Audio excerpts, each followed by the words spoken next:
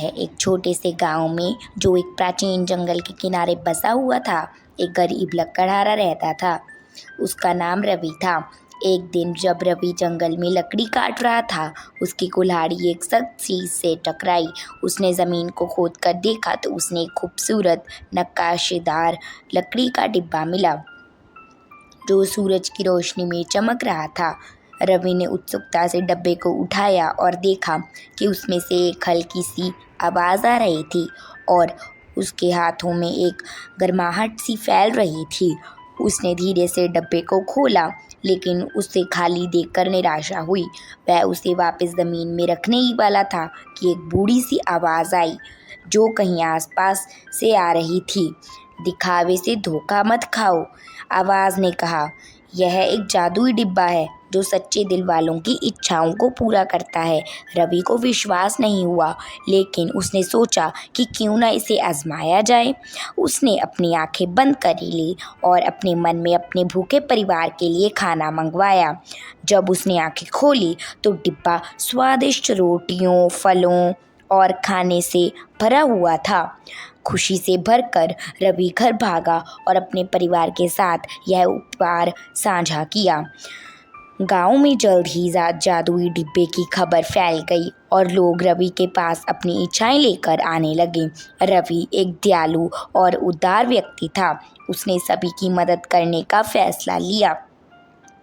भूखों को भोजन मिल गया और गरीबों को आराम मिल गया। पूरे गांव में खुशहाली ही छा गई थी। लेकिन एक लालच व्यापारी, जिसे डब्बे की शक्ति चाहिए थी, उसने इस डब्बे को चुराने की योजना बनाई। एक रात उस व्यापारी ने रवि के घर में घुसकर डिब्बा चुरा लिया। वह एक दूर शहर भाग गया और डिब्बे का उपयोग करके दौलत और ताकत हासिल करने लगा, बूढ़ी आवाज़ की चेतावनी को नज़रअंदाज करते हुए। लेकिन डिब्बे की जादुई शक्ति सिर्फ उन लोगों पर काम करती थी जिनका दिल साफ और नेक था। और जल्द व्यापारी की दौलत और ताकत उसकी विपत्तियों में बदल गई। उसकी सारी संपत्ति नष्ट हो गई और वह अकेला और गरीब रह गया, क्योंकि उसका दिल साफ नहीं था। इसलिए उस पर डिब्बे का जादुई असर नहीं हुआ।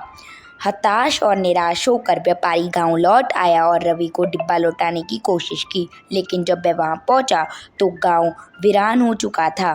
जंगल ने गांव को अपने अंदर समेट लिया था और सिर्फ पुराना ओक का पेड़ वहां खड़ा था। अपनी गलती को समझते हुए व्यापारी ने डब्बा वहां वापस पेड़ की जड़ों में रख दिया और माफ़ी मांगी। बूढ़ी आवाज़ फिर से बोली और कहा कि डब्बे सिर्फ उन्हीं के लिए काम करेगा जो इसकी शक्ति और उद्देश्य को समझते हैं। साल बीत गए और जादू डिब्बे की कहानी एक दंत कथा बन गई।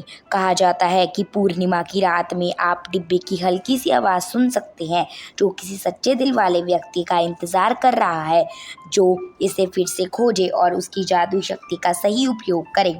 और इस तरह जादुई डिब्बा अभी भी प्राचीन जंगल में छिपा हुआ है, उदारता और सच्चे दिल की शक्ति का प्रतीक, जो अपनी रहस्यमय शक्तियों को उजागर करने के लिए अगले योग्य व्यक्ति का इंतज़ार कर रहा है। धन्यवाद।